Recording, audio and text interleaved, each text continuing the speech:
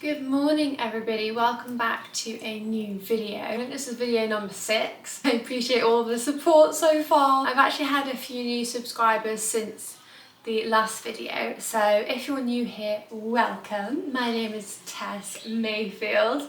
I live in Gloucestershire and my videos are very much based around parenthood, country living and homemaking. So I do hope that you enjoy coming on this adventure with me. If anybody has anything they would like me to go and see or visit or experience, if maybe they are coming to the Cotswolds over spring or summer and you want to know how it is at the local zoo or at a specific restaurant, the kids menu or whatever it may be, please do not hesitate in saying, listen, can you go see this? Let me know how it is there. Let me know what the kids' area is like and is it family friendly? Do they allow dogs? All that kind of stuff. Consider me your Cotswold tour guide from a family and parent point of view. But yeah, I just wanted to open this video now because I have just received some very nerve-wracking news, very exciting but very nerve-wracking, and that is that we have 2 weeks and 4 days left in this house, which is wild. It's exactly what we wanted. Basically, let me tell you what happened. Let me start from the beginning. We moved into this house only in January. Up until this point, we have not been able to buy a house yet. Of course, there's so many procedures and steps you have to take to buy a house, and we just haven't been there yet. We're both self-employed, myself and my husband. You have to kind of build a long stem of accounts, as opposed to if you're employed full-time by a large company, of course, then they will take a bigger risk on you, if you get what I mean, as opposed to if you are earning different each month and each year, then a mortgage lender is a little bit more picky with you. So we haven't been able to buy for those reasons, so we've continued to rent. And actually, to be honest with you, we love the Cotswolds from top to bottom. However, we hadn't yet decided which side, which area, which village we wanted to be in. And I thought we should try being a little bit closer into town, so a little bit closer into Cirencester. Needless to say, it has not suited us. The dogs hate it. It's too far away from everything that we love to do as a little family, things we do on the weekend. It's all kind of North Cotswolds way, to be honest with you. And also we're nowhere close to Etta's nursery, nor is there any nice nurseries or playgroups that I particularly like for her close by. So that's a massive shame. Not to put any tea or shade onto Cirencester as a place. We love Cirencester. It just doesn't suit us as a family, which is fine. What we have done over these past couple of months is we have picked our kind of top 2 villages within the Cotswolds where we want to live forever, where it suits us as a family. If we want to have another baby in a few years' time, it suits us long term, it suits us for family visiting. Woohoo! Hi family! And all of our hobbies combined. That is incredibly exciting. It's actually a village where I started my Cotswolds kind of journey, where I lived 2 years ago. It's my favourite part of this area and I cannot wait to move there. Obviously, we need to find something. The house. Now that we've found the area, we need the house. And I'm aware that's going to take some time. And what has happened is, in the interim, someone has viewed this lettings property that we're currently in and they want to be in by the end of the month. So we only have 2 and a bit weeks left here, which is scary because we do not yet have our property to move on to. We're close to being able to buy, but we're not there yet. So we're going to have to do another letting, which is fine. There's nothing wrong with that, especially because the area where we're going to rent next time is where we're going to buy. So everything will remain set up exactly the same. What's going to be drastic is the move from here to there, but that's absolutely fine. We're prepared. I myself have moved a fair amount in my time. Having lived in London for a decade, I moved every year. So we definitely know how to pack, we definitely know how to move. You know, we're well rehearsed. 1 second, whiskey's just on the table. Whiskey on. Riley is just here and she's such a good girl. It just sits there next to me literally the whole day. Whiskey doesn't have any rules. She's above them all, I think, and she and she will literally jump on the garden table, she'll jump on this island and eat whatever food Etta has left, which is very, very naughty. Anyway, case and point. That is naughty. Off. Anyway, so now I am in a rush to find a letting property. Now, I have to admit I found one a week ago. However, they've listed the property, but they haven't said that when they're going to start viewings because the landlord, the current tenants are all on holiday. How lovely for them. I've now called them and said, listen, we need to get in here. I need to be out of this house in 2 weeks. So I really need to get something secured. This is the right location, the right square footage, everything. It's close to everything we know and love. Now today I am playing the waiting game, which I am so bad at. I am the most impatient person you will ever know. I don't know if it's the Virgo kind of controlling this in me or if it's me being a mother just wanting to nest and settle in my 3 babies. I do include the 2 spaniels as babies, by the way. So this is going to be quite the wild ride over the next couple of weeks, and I'm going to bring you along for all of it, the packing, the moving with a toddler in tow, and the settling into a new house, new area, and hopefully staying in that area forevermore. Today I just need to wait for the estate agent to call me back in terms of the letting property that we want to move on to, and then we will go from there. We have a short let lined up in case it gets to that point, in case we need to kind of stay there for a couple of weeks in that area as well, so that's convenient. It's right by the house that we want long term. But anyway, whatever will be. I firmly put it in fate's hands, and wherever we're meant to live will welcome us with doors unlocked. I have to keep my ear to the door because I have a parcel being collected, so if I run away momentarily, don't be alarmed, I haven't lost my mind. Meanwhile, whilst I wait for this call, I'm going to make some of my favourite snacks ever that I wanted to tell you about, because I gave one to Etta the other day, who is my 1.5-year-old. Well, she's not 1.5, she's 17 months. And she actually liked them. So enter a new toddler snack. So basically it's nothing groundbreaking. You will have seen it a million times by a million different people. I have it all the time. It is just simply dates sliced in half, filled with almond butter.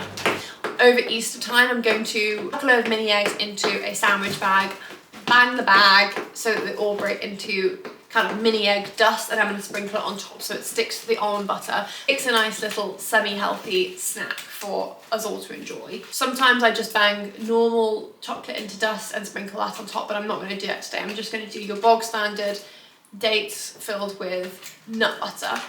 I love to get these ones, which are the ones from Marks and Spencer's. The reason being is just simply for the tray.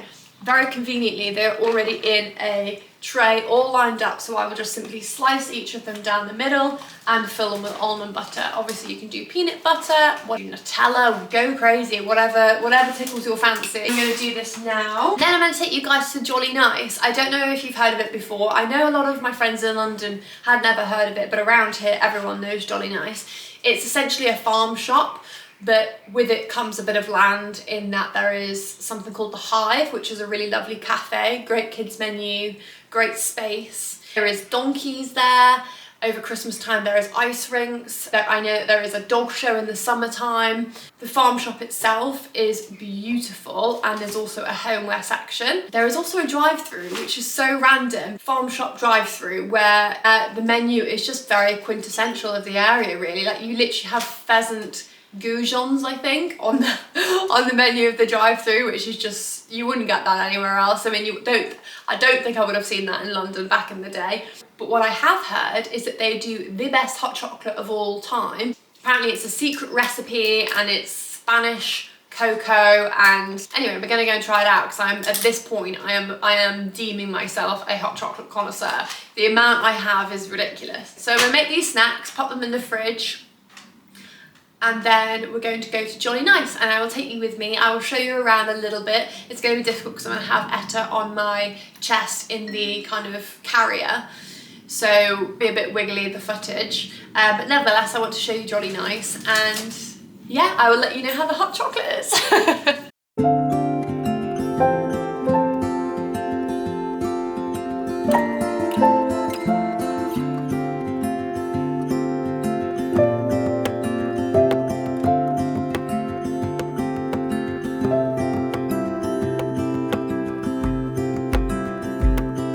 I woke up in the middle of the night.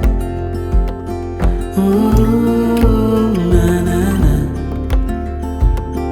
And I wondered how you're always right. It gets me. I couldn't see what you saw in me. Ooh, na na na. But you showed me how to believe. Still gets me. When I look back, I can see you're hiding, waiting for a moment to step in. And I'll never understand how you saw it coming. Oh, but I will love you for it all. Yeah, I will love you for it all.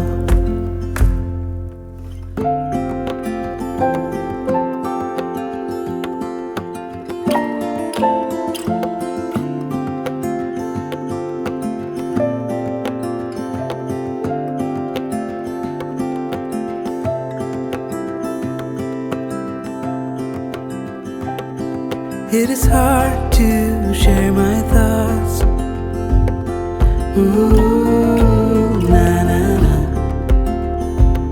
It's like cutting a wound in a bleeding heart. It gets me. But I know that you need it all. Ooh, na na na.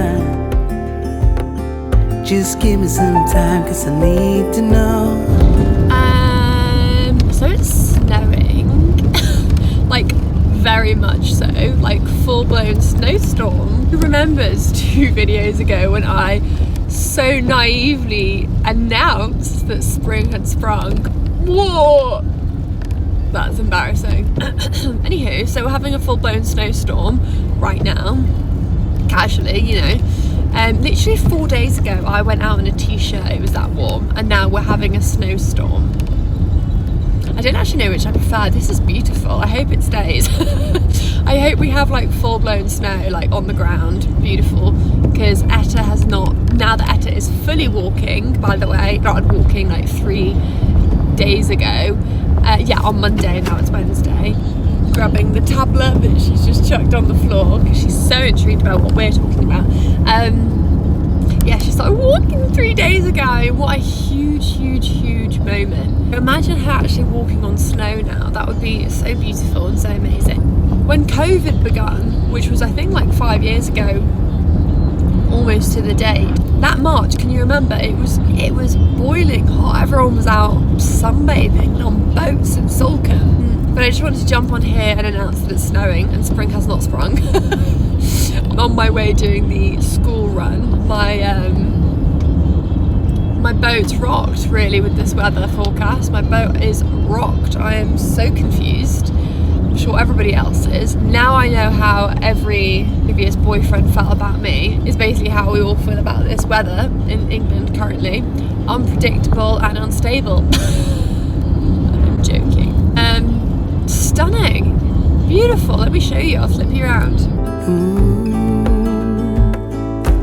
When I look back, I can see you're hiding, waiting for a moment to step in. And I'll never understand how you saw it coming.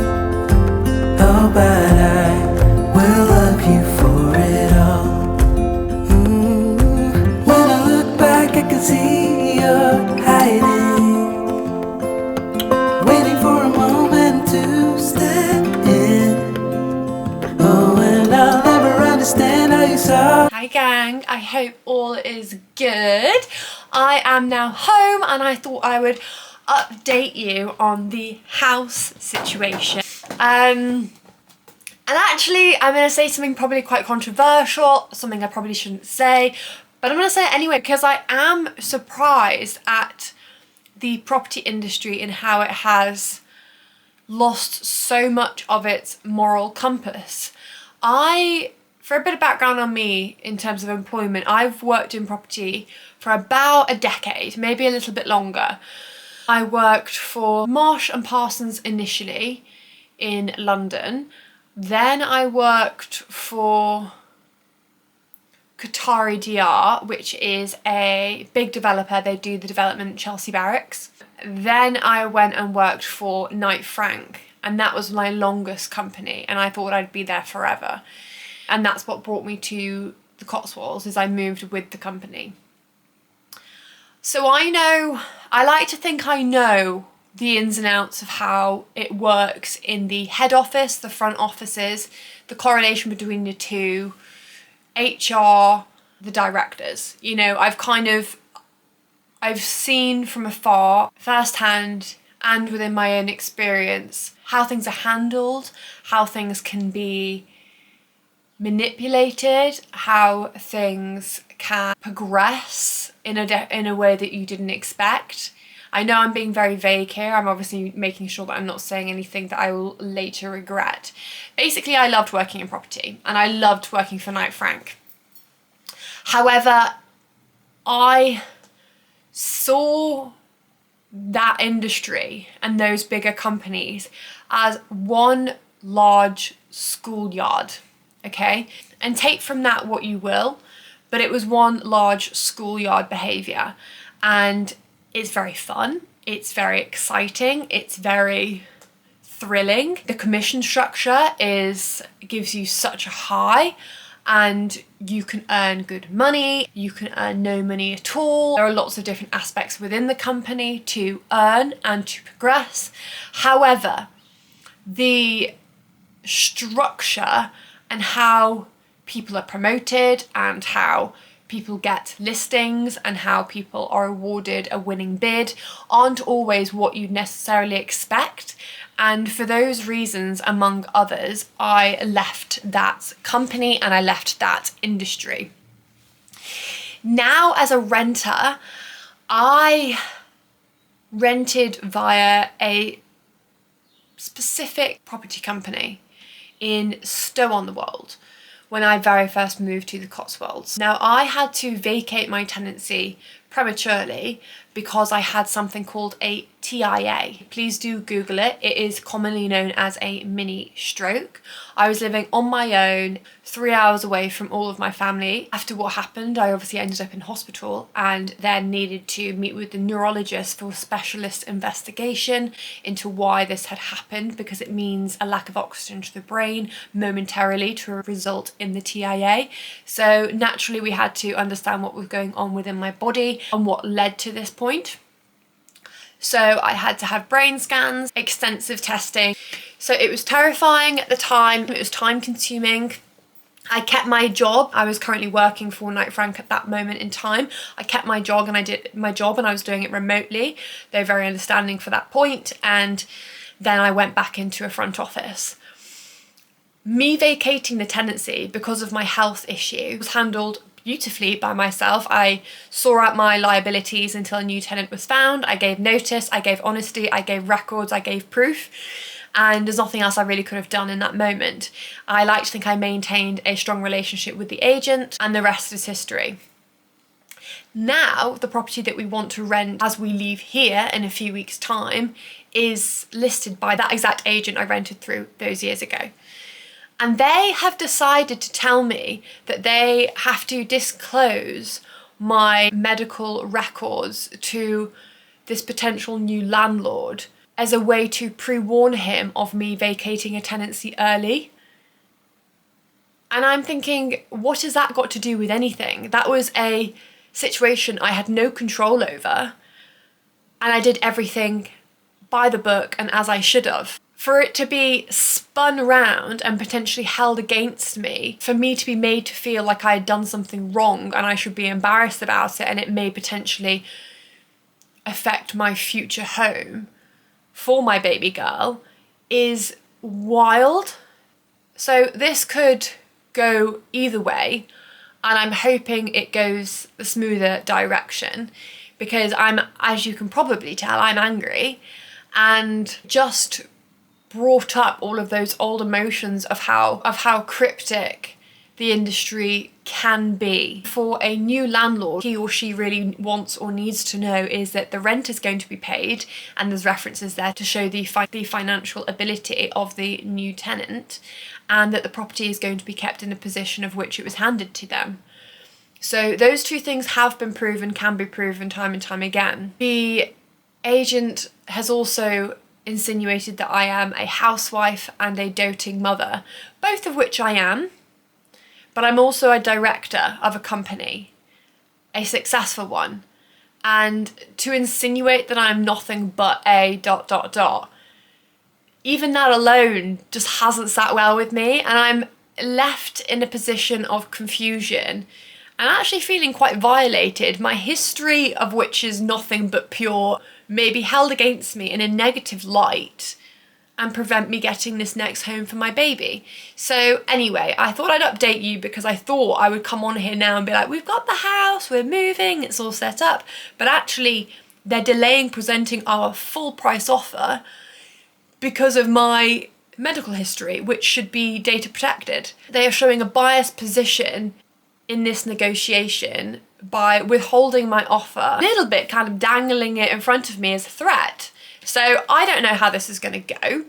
I have enough experience in the property industry to know that this kind of thing actually does happen quite often. I wish it wasn't the case. I myself am in property still. My husband is in property. My whole family is. Even my cousin works for this company that I'm subtly discussing and not saying the name of. But yeah, I wanted to give you an honest update really, because just like with the buying process, how that can be more complicated due to accounts. If you are self-employed, it just simply takes longer. Doesn't necessarily mean that your credit history isn't crystal. It just simply means that it's a more complex process when you're self-employed. Just like with that situation, I'm being honest about the rental market as well. It just seems like the agent, which is meant to be the middleman, is actually trying to hold more cards than they are supposed to. And with that brings a power struggle, because the middleman is meant to be the unbiased mediator between negotiations.